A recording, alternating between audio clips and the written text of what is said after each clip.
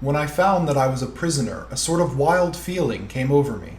I rushed up and down the stairs, trying every door and peering out of every window I could find. But after a little, the conviction of my helplessness overpowered all other feelings. When I look back after a few hours, I think I must have been mad for the time, for I behaved much as a rat does in a trap. When, however, the conviction had come to me that I was helpless, I sat down quietly as I have ever done anything in my life, and began to think over what was best to be done. I am thinking still, and as yet have come to no definite conclusion. Of one thing only am I certain, that it is no use making my ideas known to the Count. He knows well that I am imprisoned, as he has done it himself, and has doubtless his own motives for it. He would only deceive me if I trusted him fully with the facts.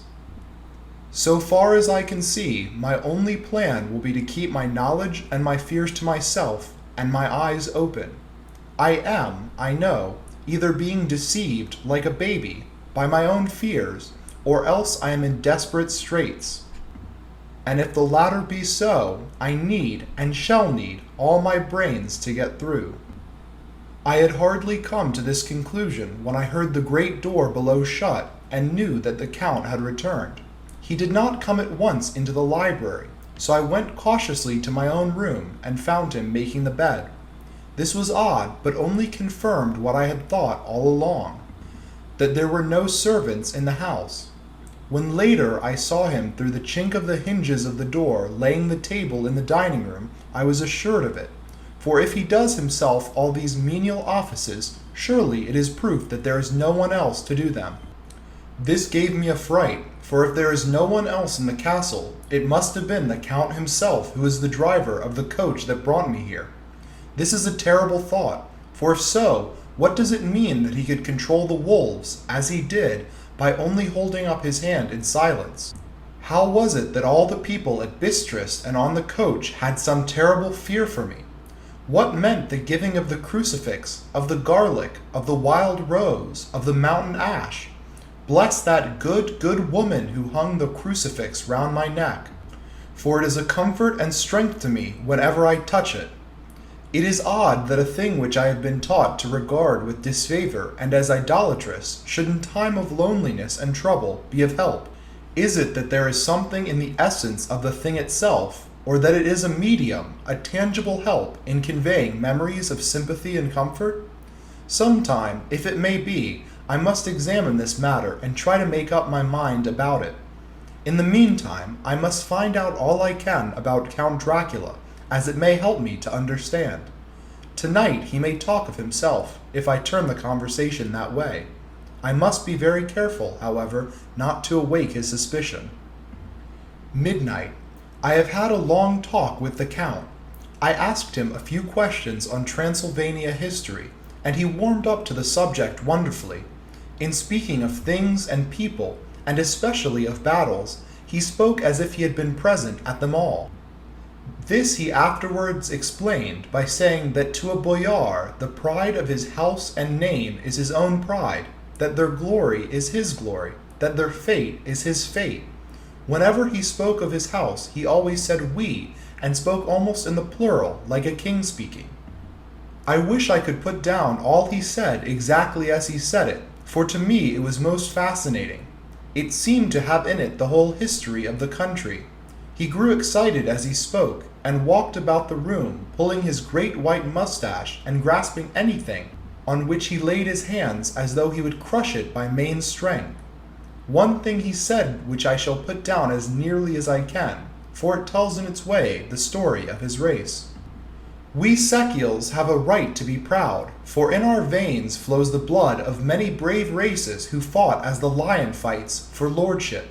Here in the whirlpool of European races, the Ugric tribe bore down from Iceland the fighting spirit which Thor and Woden gave them, which their berserkers displayed to such ill intent on the seaboards of Europe, aye, and of Asia and Africa too, till the people thought that the werewolves themselves had come.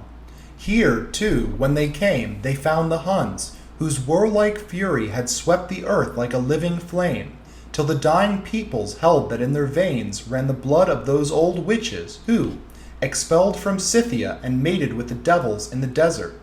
Fools, fools! What devil or what witch was ever so great as Attila, whose blood is in these veins? He held up his arms.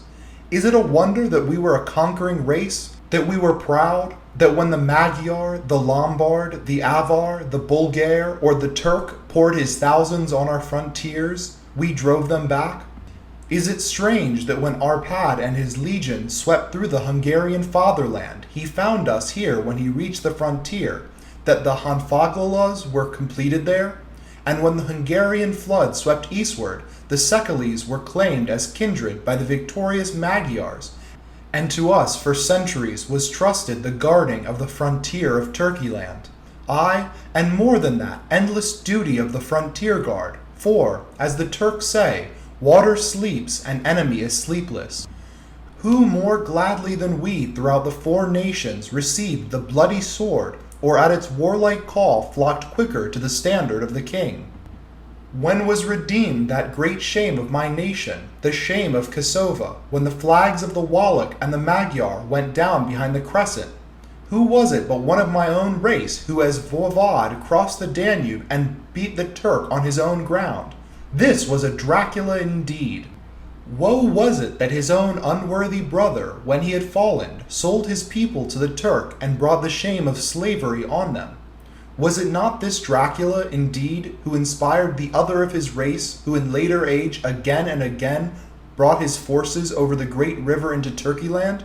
Who, when he was beaten back, came again and again and again, though he had to come alone from the bloody field where his troops were being slaughtered, since he knew that he alone could ultimately triumph? They said that he only thought of himself. Bah! What good are peasants without a leader?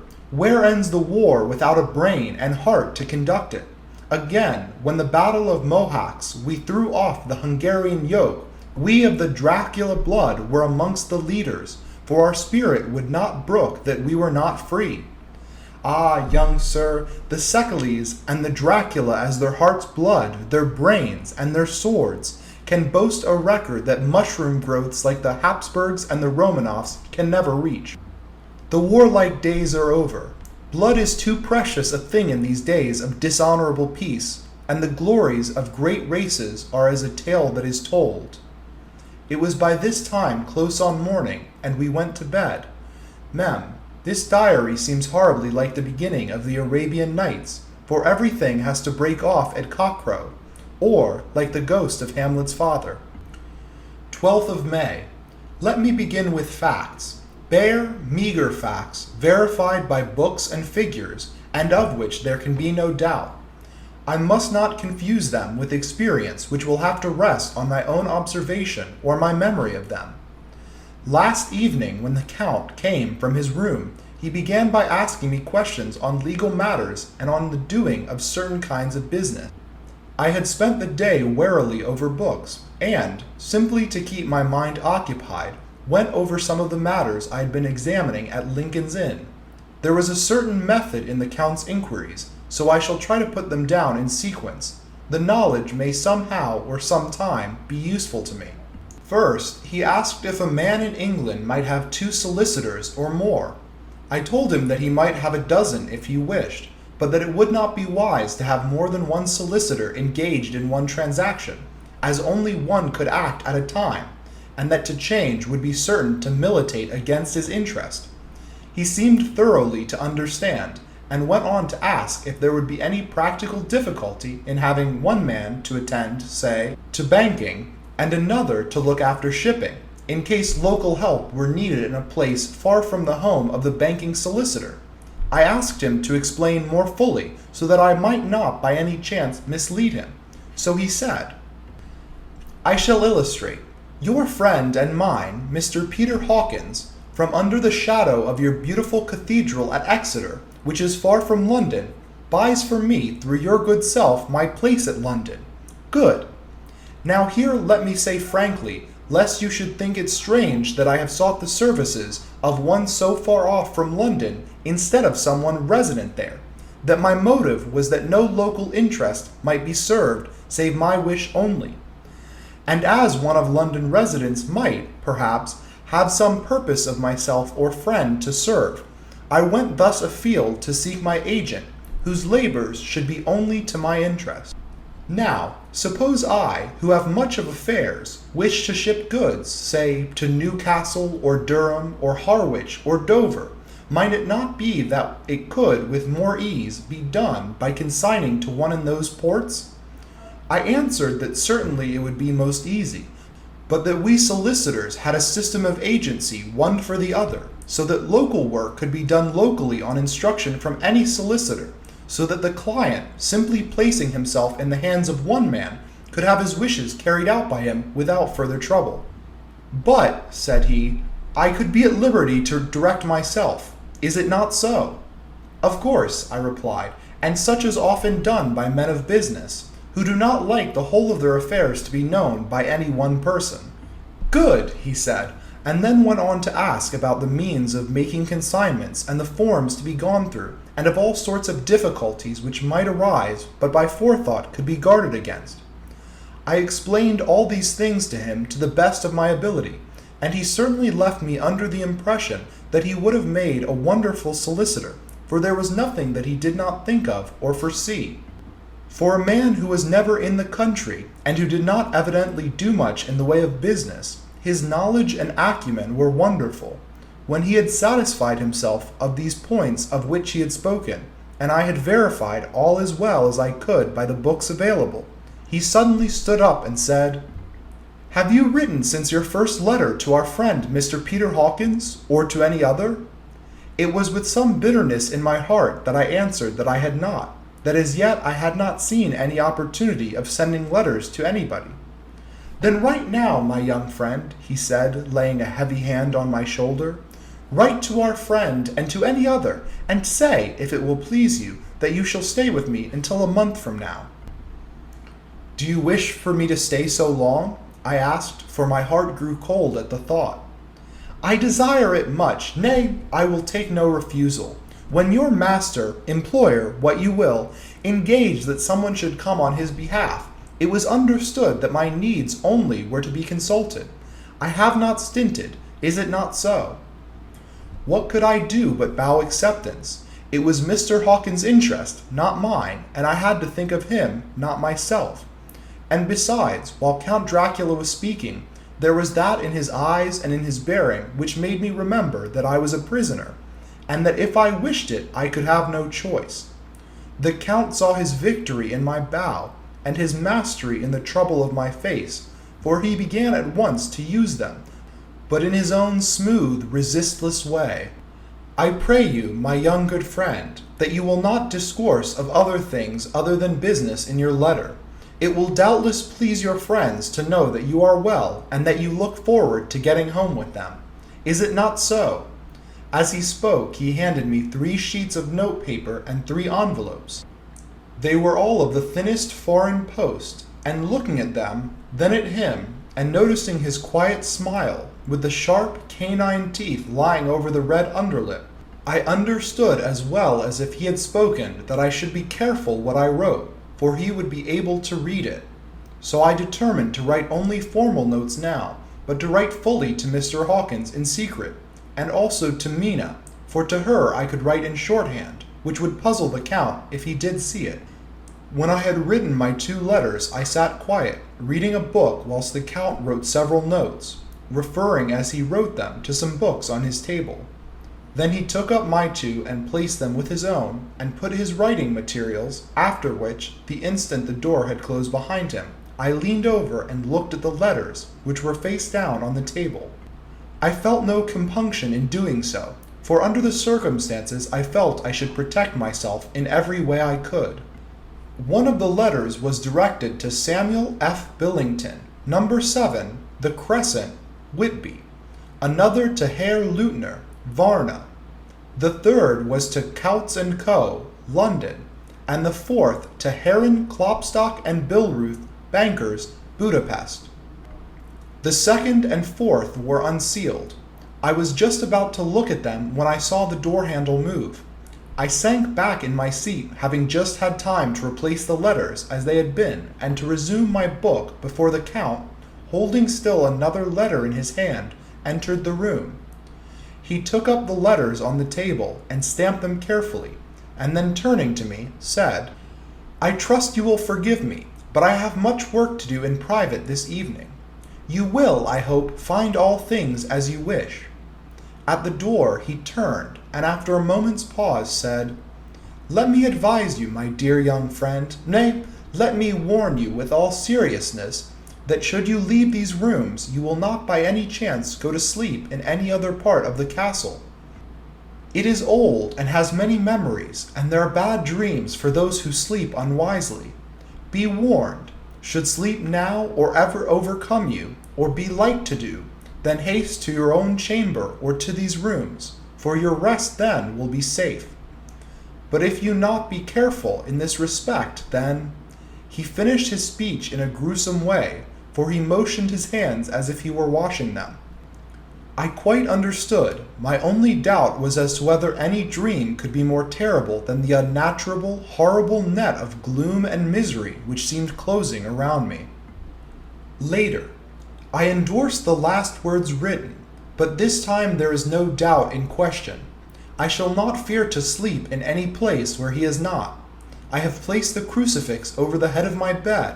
I imagine that my rest is thus freer from dreams, and there it shall remain. When he left me, I went to my room. After a little while, not hearing any sound, I came out and went up the stone stair where I could look out toward the south. There was some sense of freedom in the vast expanse, inaccessible though it was to me, as compared with the narrow darkness of the courtyard. Looking out on this, I felt that I was indeed in prison, and it seemed to want a breath of fresh air, though it were of the night. I am beginning to feel this nocturnal existence tell on me. It is destroying my nerve. I start at my own shadow, and am full of all sorts of horrible imaginings. God knows there is ground for my terrible fear in this accursed place. I look out over the beautiful expanse, bathed in soft yellow moonlight, till it was almost as light as day. In the soft light the distant hills become melted, and the shadows in the valleys and gorges of velvety blackness. The mere beauty seemed to cheer me. There was peace and comfort in every breath I drew. As I leaned from the window, my eye was caught by something moving a story below me and somewhat to my left, where I imagined, from the order of the rooms, that the windows of the Count's own room would look out. The window at which I stood was tall and deep, stone-mullioned, and though weather-worn, was still complete, but it was evidently many a day since the case had been there. I drew back behind the stonework and looked carefully out. What I saw was the Count's head coming out from the window. I did not see the face, but I knew the man by the neck and the movement of his back and arms. In any case, I could not mistake the hands which I had had so many opportunities of studying. I was at first interested and somewhat amused, for it is wonderful how a small matter will interest and amuse a man when he is a prisoner. But my feelings changed to repulsion and terror when I saw the whole man slowly emerge from the window and begin to crawl down the castle wall over that dreadful abyss, face down, with his cloak spreading out around him like great wings. At first I could not believe my eyes. I thought it was some trick of the moonlight, some weird effect of shadow, but I kept looking, and it could be no delusion. I saw the fingers and toes grasp the corners of the stone, worn clear of the mortar by years of stress, and thus by using every projection and inequality move downwards with considerable speed, just as a lizard moves along a wall. What manner of man is this, or what manner of creature is it in the semblance of man? I feel the dread of this horrible place overpowering me. I am in fear, in awful fear, and there is no escape for me. I am encompassed about with terrors that I dare not think of. 15th of May. Once more I have seen the Count go out in his lizard fashion. He moved downwards in a sidelong way, some 100 feet down and a good deal to the left. He vanished into some hole or window. When his head had disappeared, I leaned out to try and see more, but without avail. The distance was too great to allow a proper angle of sight. I knew he had left the castle now, and thought to use the opportunity to explore more than I had dared to do as yet. I went back to the rooms, and taking a lamp, tried all the doors. They were all locked, as I had expected, and the locks were comparatively new, but I went down the stone stairs to the hall where I had entered originally. I found I could pull back the bolts easily enough and unhook the great chains, but the door was locked and the key was gone. That key must be in the Count's room. I must watch should his door be unlocked, so that I may get it and escape. I went on to make a thorough examination of the various stairs and passages, and to try the doors that opened from them. 1 or 2 small rooms near the hall were open, but there was nothing to see in them except old furniture, dusty with age and moth-eaten. At last, however, I found one door at the top of the stairway, which, though it seemed to be locked, gave under a little pressure. I tried it harder, and found that it was not really locked, but that the resistance came from the fact that the hinges had fallen somewhat, and the heavy door rested on the floor. Here was an opportunity which I might not have again, so I exerted myself, and with many efforts forced it back so that I could enter. I was now in a wing of the castle further to the right than the rooms I knew, and a story lower down. From the windows I could see that the suite of rooms lay along to the south of the castle, the windows of the end room looking out both south and west. On the latter side, as well as to the former, there was a great precipice. The castle was built on the corner of a great rock, so that on 3 sides it was quite impregnable, and great windows were placed here when sling or bow or culverin could not reach, and consequently light and comfort, impossible to a position which had to be guarded, were secured. To the west was a great valley, and then, rising far away, great jagged mountain fastnesses, rising peak on peak, the sheer rock studded with mountain ash and thorn, whose roots clung in cracks and crevices and crannies of the stone. This was evidently the portion of the castle occupied by the ladies in bygone days, for the furniture had more air of comfort than any I had seen. The windows were curtainless, and the yellow moonlight, flooding in through the diamond panes, enabled one to see even colors, whilst it softened the wealth of dust which lay over all, and disguised, in some measure, the ravages of time and the moth. My lamp seemed to be of little effect in the brilliant moonlight, but I was glad to have it with me, for there was a dread loneliness in the place which chilled my heart and made my nerves tremble. Still, it was better than living alone in the rooms which I had come to hate from the presence of the Count, and after trying a little to school my nerves, I found a soft quietude come over me. Here I am, sitting at a little oak table, where in old times possibly some fair lady sat to pen, with much thought and many blushes, her ill-spelt love letter, and writing in my diary in shorthand all that has happened since I closed it last. It is 19th century, up to date, with a vengeance, and yet, unless my senses deceive me, the old centuries had, and have, powers of their own which mere modernity cannot kill. Later, the morning of the 16th of May. God preserve my sanity, for to this I am reduced. Safety and the assurance of safety are things of the past. Whilst I live on here, there is but one thing to hope for, that I may not go mad, if indeed I be not mad already. If I be sane, then surely it is maddening to think that of all the foul things that lurk in this hateful place, the Count is the least dreadful to me, that to him alone I can look for safety, even though this be only whilst I can serve his purpose.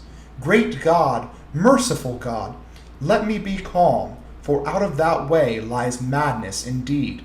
I begin to get new lights on certain things which have puzzled me. Up to now I never quite knew what Shakespeare meant when he made Hamlet say, "My tablets, quick, my tablets, 'tis meet that I put it down," etc. For now, feeling as though my own brain were unhinged, or as if the shock had come which must end in its undoing, I turned to my diary for repose. The habit of entering accurately must help to soothe me. The Count's mysterious warning frightened me at the time. It frightens me more now when I think of it, for in future he has a fearful hold upon me. I shall fear to doubt what he may say. When I had written in my diary and had fortunately replaced the book and pen in my pocket, I felt sleepy. The Count's warning came into my mind, but I took pleasure in disobeying it. The sense of sleep was upon me, and with it the obstinacy which sleep brings as outrider. The soft moonlight soothed, and the wide expanse without gave a sense of freedom which refreshed me. I determined not to return tonight to the gloom-haunted rooms, but to sleep here, where, of old, ladies had sat and sung and lived sweet lives whilst their gentle breasts were sad for their menfolk away in the midst of remorseless wars. I drew a great couch out of its place near the corner, so that as I lay I could look at the lovely view to the east and south, and unthinking of and uncaring for the dust, composed myself for sleep. I suppose I must have fallen asleep. I hope so, but I fear, for all that followed was startlingly real, so real that now sitting here in the broad, full sunlight of the morning, I cannot in the least believe that it was all sleep. I was not alone. The room was the same, unchanged in any way since I came into it. I could see along the floor, in the brilliant moonlight, my own footsteps marked where I had disturbed the long accumulation of dust. In the moonlight opposite me were 3 young women, ladies by their dress and manner. I thought at the time that I must be dreaming when I saw them, for, though the moonlight was behind them, they threw no shadow on the floor. They came close to me and looked at me for some time and then whispered together. 2 were dark and had high aquiline noses like the Count, and great dark piercing eyes that seemed to be almost red when contrasted with the pale yellow moon. The other was fair as can be, with great wavy masses of golden hair and eyes like pale sapphires. I seemed somehow to know her face, and to know it in connection with some dreamy fear, but I could not recollect at the moment how or where. All 3 had brilliant white teeth that shone like pearls against the ruby of their voluptuous lips. There was something about them that made me uneasy, some longing and at the same time some deadly fear. I felt in my heart a wicked, burning desire that they would kiss me with those red lips. It is not good to note this down, lest some day it should meet Mina's eyes and cause her pain, but it is the truth. They whispered together, and then they all 3 laughed, such a silvery, musical laugh, but as hard as though the sound never could have come through the softness of human lips. It was like the intolerable, tingling sweetness of water glasses when played on by a cunning hand. The fair girl shook her head coquettishly, and the other 2 urged her on. "Go on. You are first, and we shall follow. Yours is the right to begin." The other added, "He is young and strong. There are kisses for us all." I lay quiet, looking out under my eyelashes in an agony of delightful anticipation. The fair girl advanced and bent over me till I could see the movement of her breath upon me.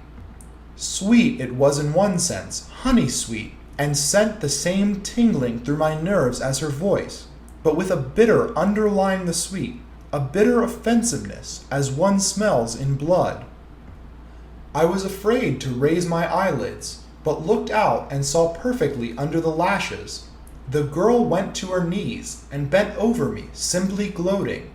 There was a deliberate voluptuousness which was both thrilling and repulsive, and as she arched her neck, she actually licked her lips like an animal, till I could see in the moonlight the moisture shining on the scarlet lips and on the red tongue as it lapped the sharp white teeth. Lower and lower went her head as the lips went below the range of my mouth and chin and seemed about to fasten on my throat. Then she paused, and I could hear the churning sound of her tongue as it licked her teeth and lips, and could feel the hot breath on my neck.